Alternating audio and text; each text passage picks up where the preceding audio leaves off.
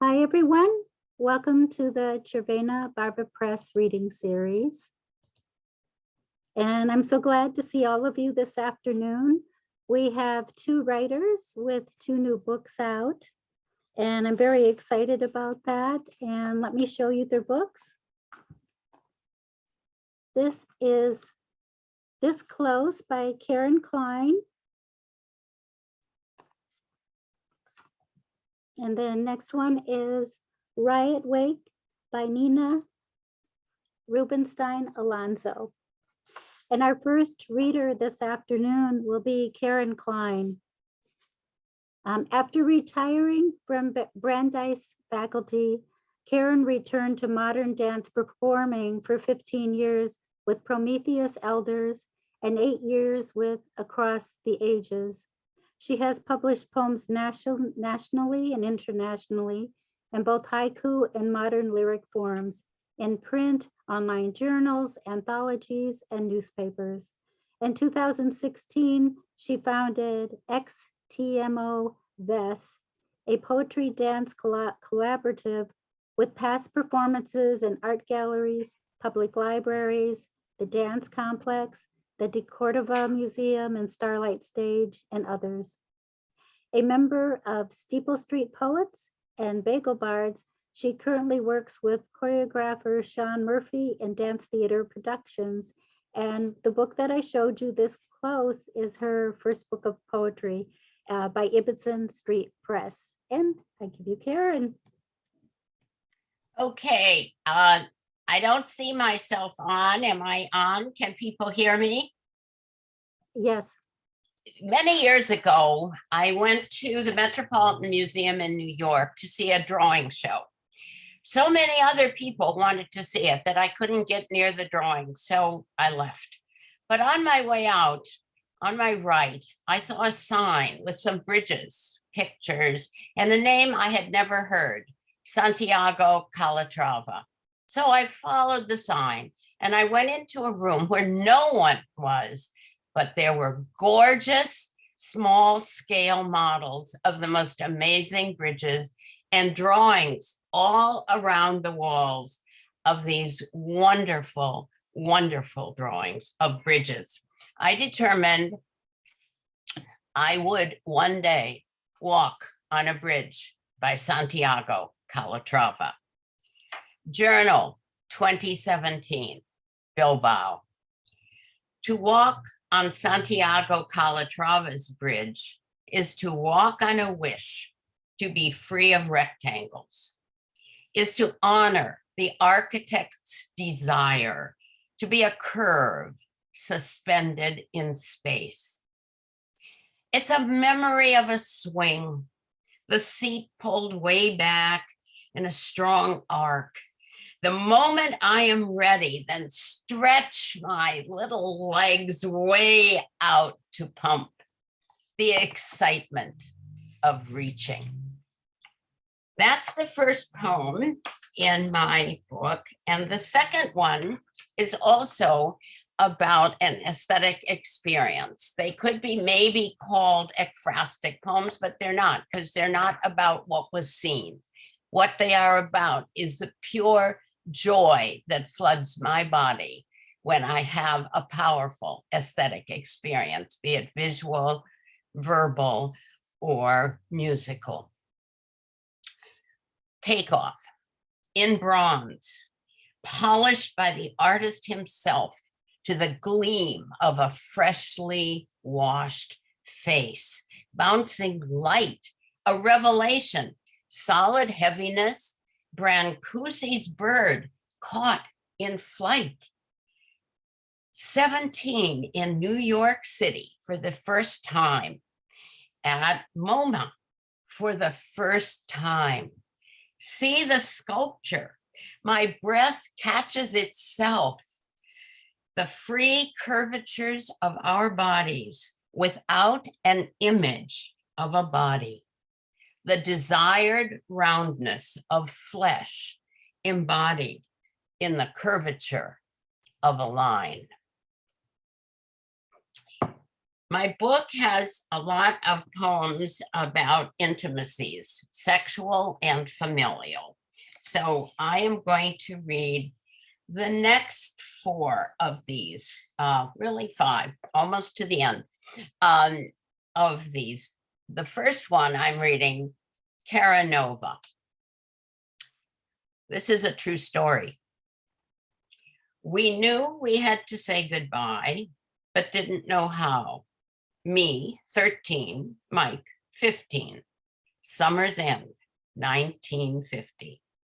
It wasn't really a romance. We hung with the group, not a couple, but an unspoken awareness that we liked each other. Here he is on the front steps, going home to California tomorrow. Light from the household through the screen. Door as the evening advances. We float in a lake of awkward. Maybe he told me about his parents' impending divorce, which brought him to Fargo to summer with his grandma. Probably we reminisced about the lake in Minnesota, where we water skied on surfboards across the wake as his cousin drove the swerving speedboat. This is not a date. No plans for future meetings. Our bodies knew what we wanted, but couldn't speak it. Suddenly aware of the increasingly late hour, we listen.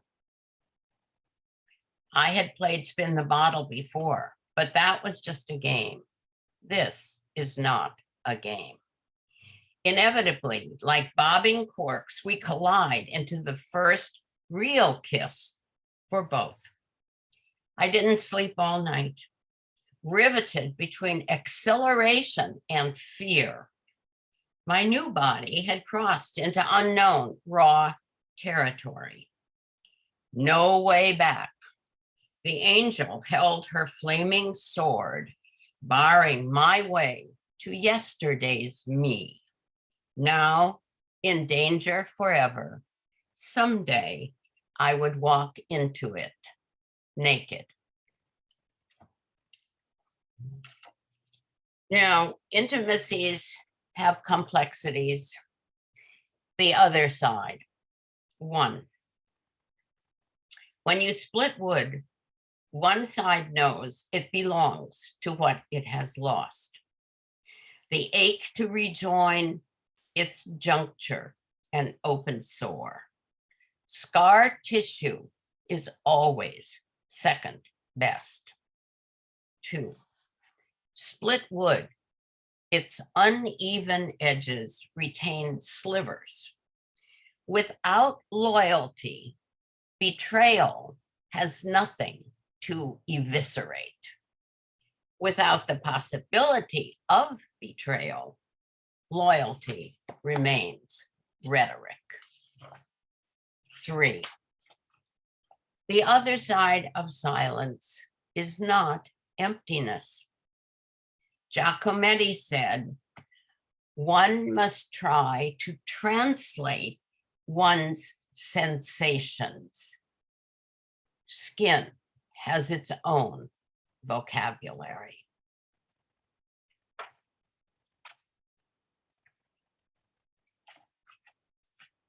A joyous one.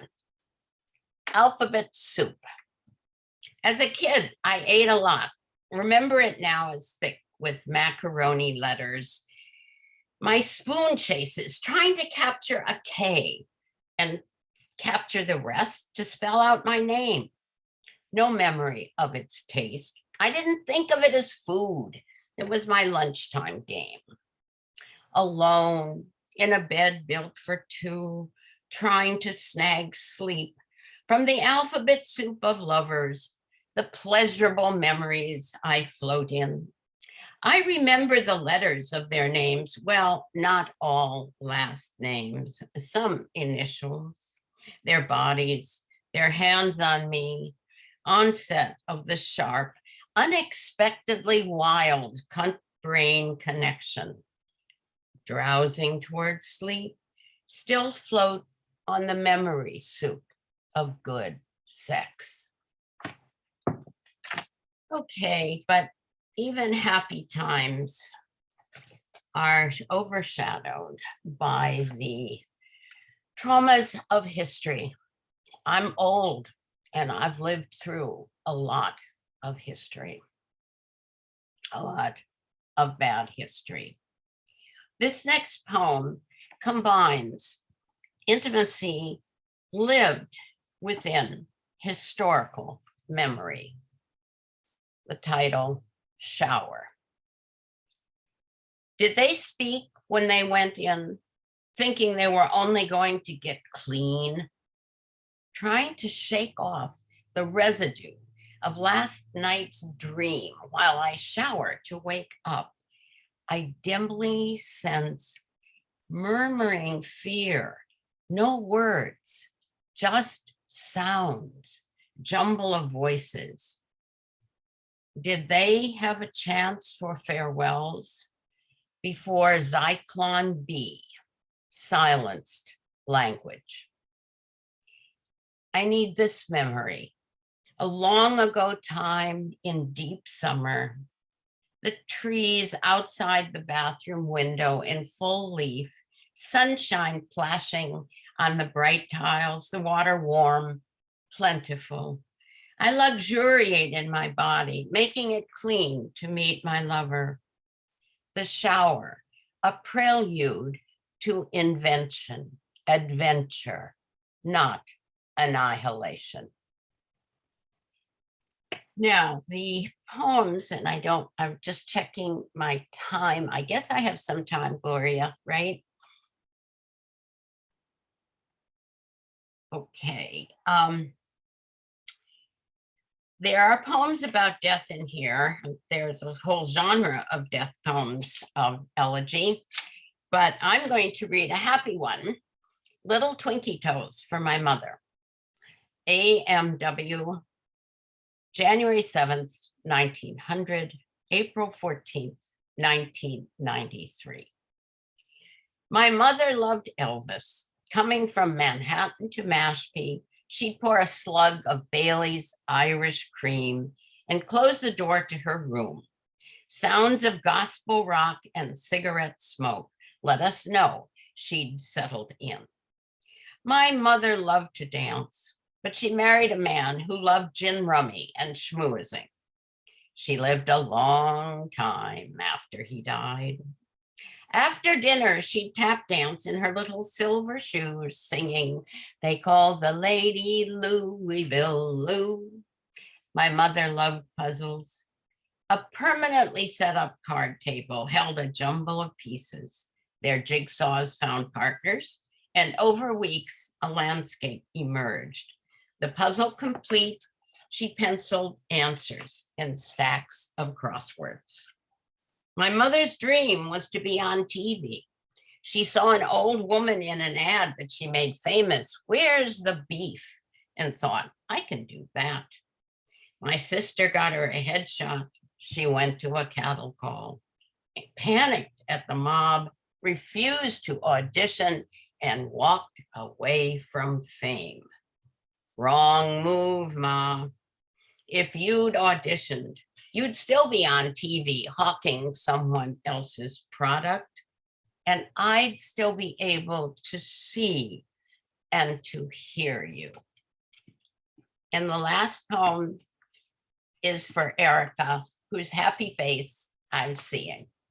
October Rose, for Erica and David, who gave me this. You, I'm addressing this plant, tree. You who began life in a squingy pot now needs 2 support trellises. What are you doing here? You had your June glory, stunning yellow, gold, apricot, pink, blushed petals, color flood by the back porch. September splendor, a bit less profusion. Your color still eye shocks us breathless.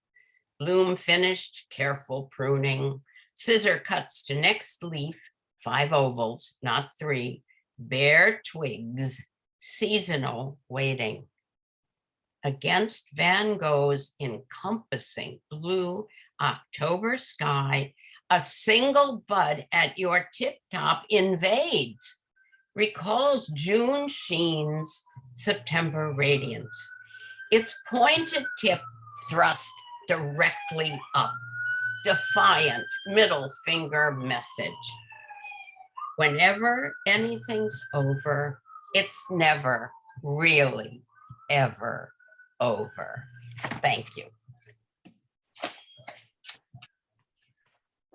Thank you, Karen. That was wonderful. And our next reader is Nina Rubinstein Alonso. Her poetry and stories have appeared in Plowshares, The New Yorker, UMass Review, Writing in a Woman's Voice, Nix's Maid, Ibbetson, and many other journals. Her book, This Body, was published by David Godine Press. Her story collection, A Dancer's Notebook, and a novel, Balancing on One Leg, are in the works. She is the editor of Constellations, a journal of poetry and fiction, and she's about to publish issue number 11. She taught at Boston Ballet for 11 years and continues as director and teacher of Fresh Pond Ballet, and she'll be reading from Riot Wake. And I give you Nina. Here's Riot Wake. And it's got a picture of a smashed phone booth. This book is about returning from months away in Spain and Tangier and finding Harvard Square smashed to bits. So it was post-Vietnam. The place was a wreck. So after this sunny couple of months away, we're hit with this. So the book is a combination about coming home after of complicated travels. And it's later, there's another book I'm working on that's going to be more about the actual Spain and Tangier trip. One of the things that is center in this book is the first time I was in Tangier, seeing women in veils and completely covered up. In the first sequence, my poems are in this book are all sequences, is about that experience. It's called Veils. First time, Tangier, seeing women in black veils, wrapped like moths at night, wings stuck to our front door, chill November signal of winter, and something else, meaning unclear. Tubes of dark cloth with women folded inside. This body is my permanent veil because our voices vibrate high notes judged unconvincing, meaning female. Wrapped in my silk shawl, covered sisters daring to question gender generations. No schooling, no vote, no property. Babies belong to him. Father, brother, husband. Holy books distort dogma, pulled down from infinite source, as if divine wears gender. Second one in that sequence is called Ropes. Woman in a hidden garden, arms chained to a blooming tree. No dancing nymph, no swirl of drapery. She screams, she cries. Who wouldn't go mad, trapped for refusing to agree? Cuffs of gold or iron, caged wrists can't move, can't try, can't attempt. Let rules from ancient days bend before my axe, my voice. The third one in this sequence is called Earth, Woman, Sky, and is, without any reference, is about a painter friend of mine who was into drawing all kinds of bugs and butterflies. She draws wings, wide rippling shapes, Luna 6-spot, burnet gray dagger, emperor gum, blotched emerald, silver vagabond, teardrop orchid, adder's mouth, Adam and Eve, fairy slipper, name after name, to lift moth woman, bent over, hair nailed to the ground. Cut her free. Will she stand? Are her legs strong enough? Can earth wings fly? And the last poem of this sequence is called Noises of Leaden Prayer. In the brass heat of day, I'm another wrapped woman, fearful of men carrying weapons, fearful of change. I'm a spy, one of many, writing underground pages, whispering through my gender veil, pouring light generations forward, though we'll be slapped for it or shot bleeding our explanations. Before brute minds with hearts nailed tight, as if dogma could make violence holy. Sanctimonious banners claim backwardness as truth, insist on female obedience, trying to shout us down with funereal noises, undulant thunder of leaden prayer. So clearly I'm a strong feminist, in case you didn't notice. The first 10 in this book is about visits to El Camino a Santiago de Compostela in Spain, which is a pilgrimage path that some people walk miles and miles and for days and days to reach this place. And it's got what appears to be the knuckles of a saint, Saint James Santiago. And it's a very strange experience for someone like me, who's brought up Jewish and not into the saintly path exactly, to discover the path and to be bewildered by it, tell you the truth, bewildered. I'll read parts of it. Then it starts because a woman who was on the path was murdered. And the police found the person who murdered her. Anyhow, this is called The Suspect. Officers handcuff the suspect, arrest him at a village bar about 120 miles from his property. Next part. Holy, holy chanting in sacred shadow, martyred candles float on silver seas. The guidebook says ancient Moors burned nightingale eyes with needles because they sang more sweetly, blind. The woman quit her job in Phoenix to travel the world, Asia to Spain, but went missing. Authorities label it an isolated case, not evidence of increased risk, as El Camino is good for tourism. So this is when we're finally in the church. Candles surround a crystal box holding bits of bone. Santiago brought Jesus to Iberia, got beheaded in Jerusalem, relics stolen, recaptured, battles over sacred knuckles, or whatever's in this gilded casket guarded by marble warriors, crusader swords soiled by blood of unbelievers. The body is confirmed after months of investigation.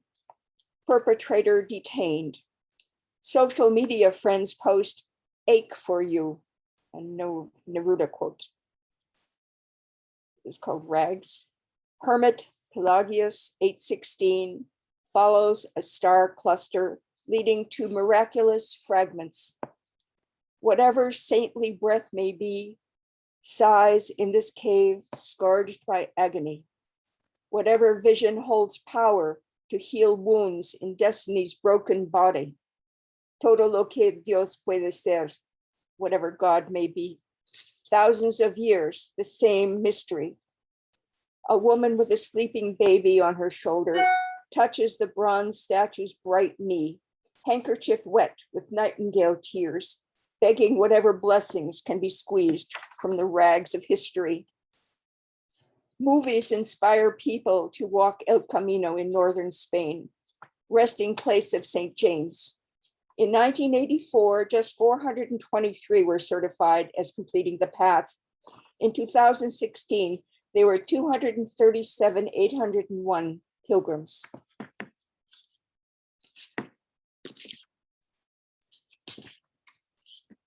I don't know how much time I've got, maybe a little more. The next section of the book, the last section of the book, is about coming back after traveling.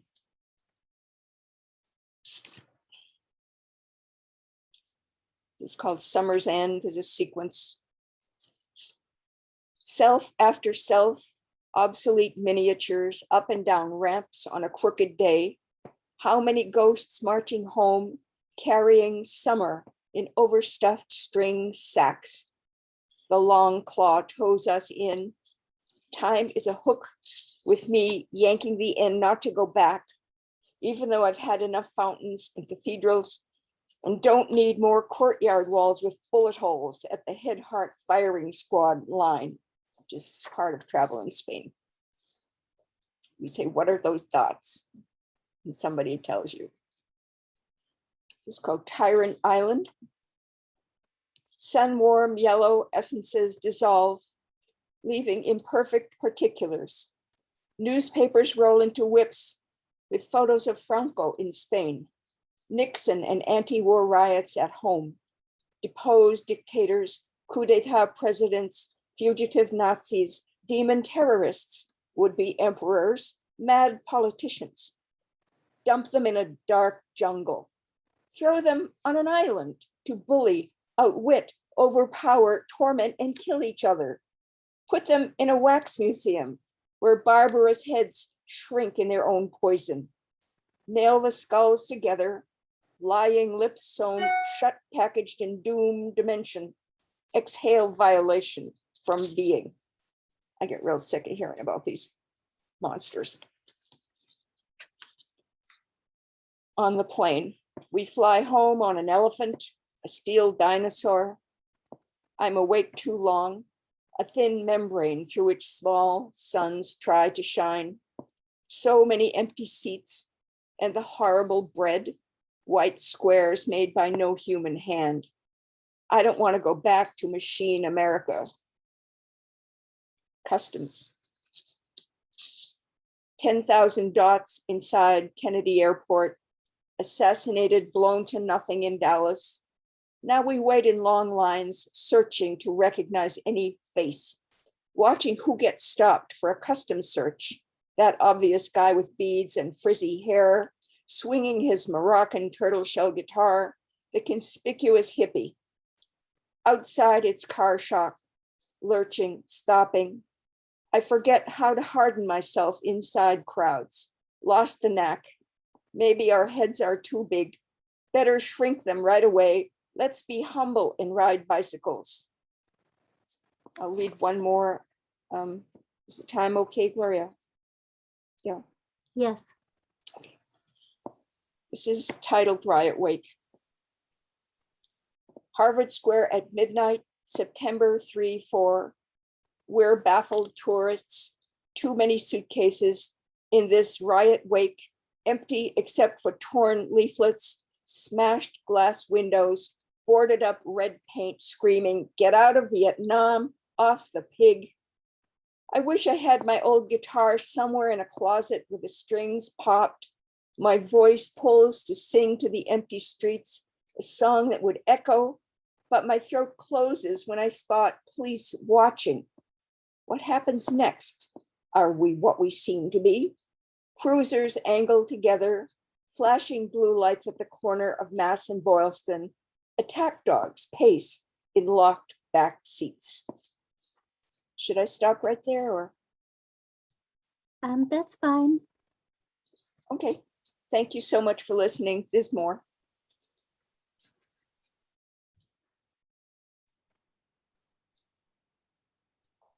Thank you. Thank you so much, Nina. That was wonderful. And can we give the readers one more round of applause? Thank you, everybody. Their books are available for sale if you don't have them, and we put some information in the chat for you.